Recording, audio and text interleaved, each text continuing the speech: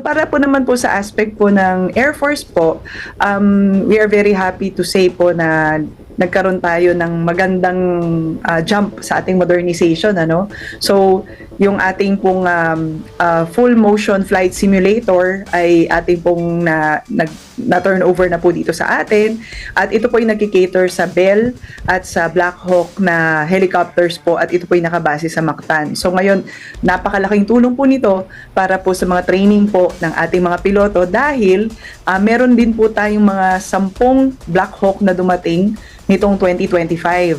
So, dahil nga po papadami na po yung ating mga equipment, yung ma-complement ng ating mga trainings, kagaya nga po nung full motion flight simulator.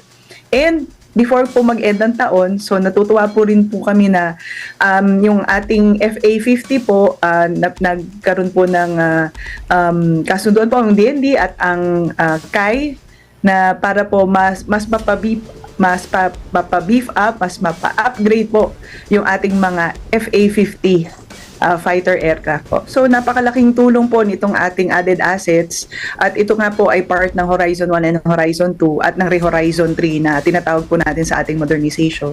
Meron pa rin po tayong mga expected din po as planned, and pagdating po sa ating territorial defense, sa ating maritime air domain awareness and air domain operations, ito'y tuloy-tuloy pa rin po. Mas matutulungan po tayo na mas mapag-igting ang ating pagbabantay ng ating teritoryo.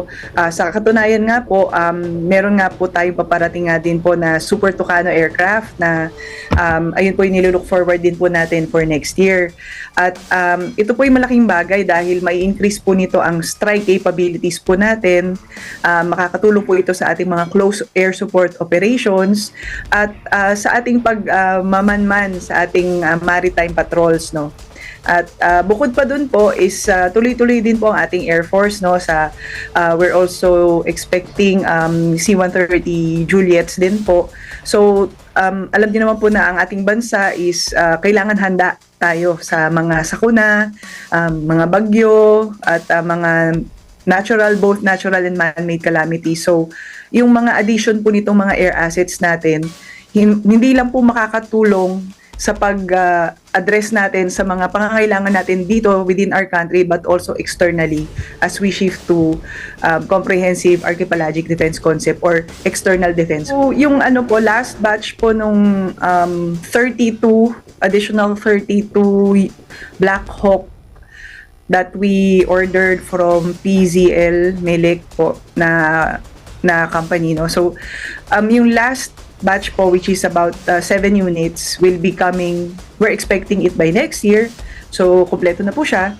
And then yung C-130 Juliet po natin, and yung pag-upgrade po natin nung ating mga FA50s na recently nga po, it was signed by DND and CAI.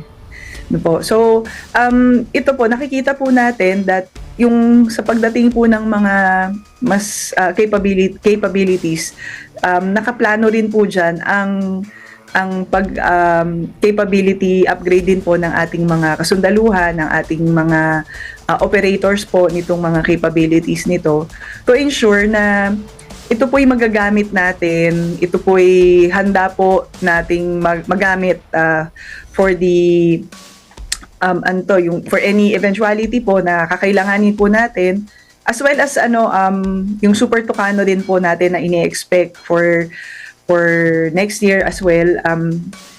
It would also augment our strike, our close air support requirements. Ang kagandahan po kasi ng mga dumadating po nating mga capabilities, it has allowed the Air Force to simultaneously conduct its operations in three different fronts, kumbaga.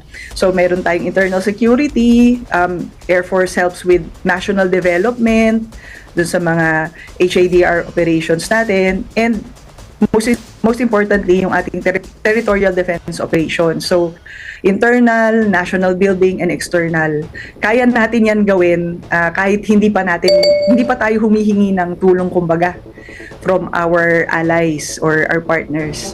Actually nga po, meron po tayong mahigit na 2,000 na katao na na-recruit po natin at ito po, for this year, is po project pa po natin mas madagdagan pa po ang ating mga tauhan, particular po dito sa Philippine Air Force. Actually po sa buong Armed Forces po, no?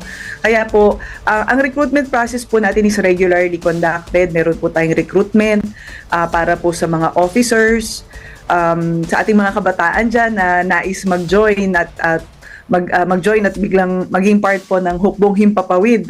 In-encourage po namin kayo. Pati po yung ating mga kasundaluhan, yung mga kababayan po natin na may special skills, meron po tayong tinatawag na special enlistment as well. So, hindi lang po talaga yung kumbaga pagbabakbakan ng ating hinaharap, no? So, very diverse po ang trabaho natin dito sa Philippine Air Force. Meron po tayong judge advocate, meron po tayo yung mga cyber. Actually, ayan po yung mas kailangan po natin ngayon. Technologies or yung mga courses po na related sa cyber. Andito po ang inyong Philippine Air Force kailanman, kahit saan po kailangan ninyo po kami, we are here to defend and to protect you. May we have a blessed 2026 mula po sa inyong Hukbong Himpapawid ng Pilipinas. Magandang umaga po.